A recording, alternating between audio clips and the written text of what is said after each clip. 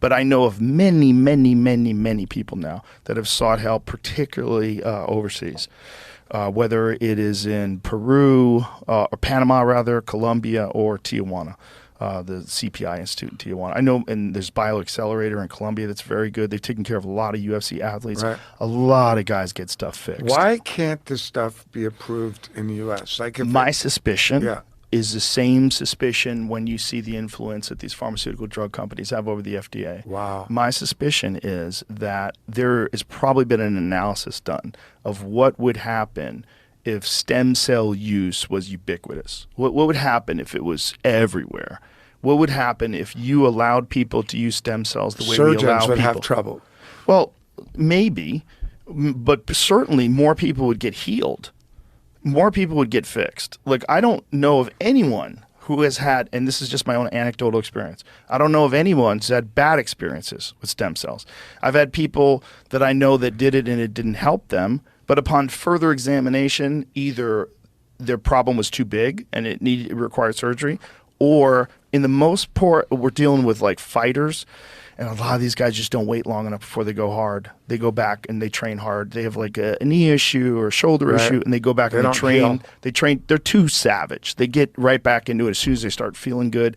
And you really need a lot of time for it to take root, and many, many months for it to really heal. But like I've said many times on this show, and I told you earlier, I had a full-length rotator cuff tear. Right. My doctor assured me I was going to need surgery. But why were you able to do it in the U.S.? It was different. There was different regulations when I did it. I don't remember exactly what mesenchymal stem cells, and they used exosomes. I don't exactly remember like what it all was, but I remember that it's all processed from umbilical cords.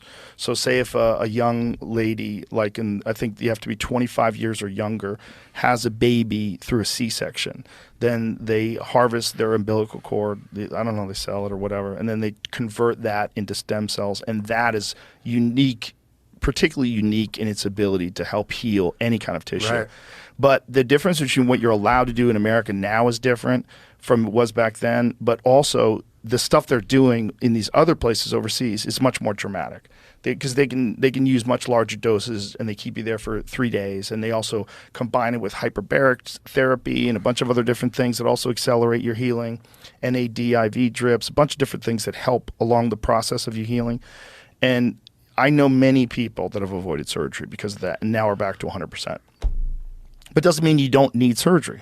Like, there's certain disc issues that are ruptured beyond the point of repair, and you probably need something done. And it's nice that there is all these different options. You have to be careful, whenever you're getting something that's an operation, like especially if you're getting a replacement, like a knee replacement or something. All that stuff, you got to be careful. But you think that it's possible that the FDA is being coerced by other forces to keep this shit out of the U.S.? I absolutely don't know, right? But guessing. it's possible. I think if it's possible that a human being, a lone human being, could be taken into a hotel room and for a couple of days, and then comes out and he has a $400,000 a year job after he retires, and this revolving door does exist. We know that. We know that exists. Yeah. Why wouldn't you protect your interests by stopping some sort of a novel, new sort of treatment that may lead to way less people on pain medication, way less people that need anti-inflammatories, way less people that need a lot of the stuff you sell?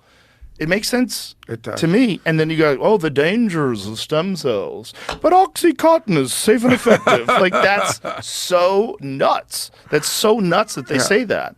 Because where are the bodies? The dangers? Where are the bodies? Yeah, where are the bodies? I haven't heard about stem cell addiction. I haven't heard of stem cell overdoses. Yeah, where are the bodies?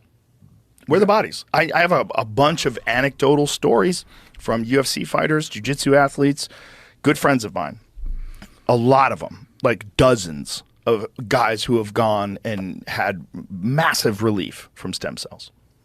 Yeah, I got a buddy in the UFC right now who just went down to, I think, Bogota. And Yeah. he's doing some, because I have some back issues. Go down there. Yeah, I will. You should. But or what Tijuana. What I do or find, Panama. it just sounds so crazy. I'm going to go to Tijuana and fix my back. I know. It sounds wrong, but I'm starting to believe that it's not. I think we have a fucked up system. Well, I really, really do. And the process to making that stuff legal, they're in the process of doing that. And Dr. Neil Reardon is deeply involved in this. He's the guy that I had on with Mel Gibson back in the day. And Mel talked about his own injuries that he got fixed with stem cells and his dad. He was saying his dad was in a wheelchair. Yeah. And then, like a few years later, his dad's walking around. He's Where fine. did Mel go? They went to Panama.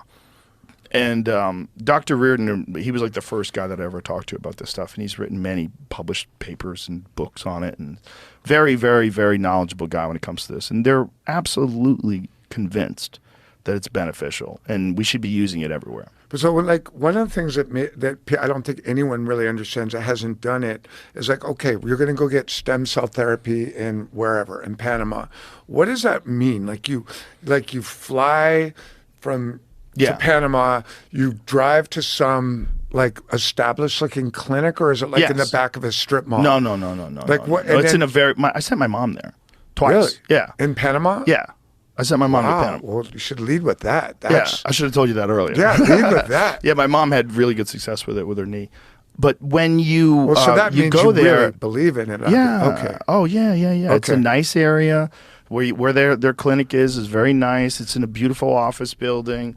They take you there for 3 days. And you sleep so is it you go to a hotel? Inpatient? So you there's a hotel there. There's a hotel right next to it. And what the treatment is? What it's an injection? It's a series of injections in wherever the injury is, along with IV infusions. They do IV stem cells as well, which helps your whole body, like whatever little weird aches and tears you have. My friend Gordon Ryan, who's the best jiu-jitsu athlete of all time, he had an issue with his shoulder, so he got injections in his shoulder, and it fixed his neck. He had a neck problem for like a year. And just by the fact that it's in the area, it literally goes to wherever the injuries are. Wow. And it fixed his neck. He's like, there's no other explanation. He's like, 4 weeks later, my neck was better.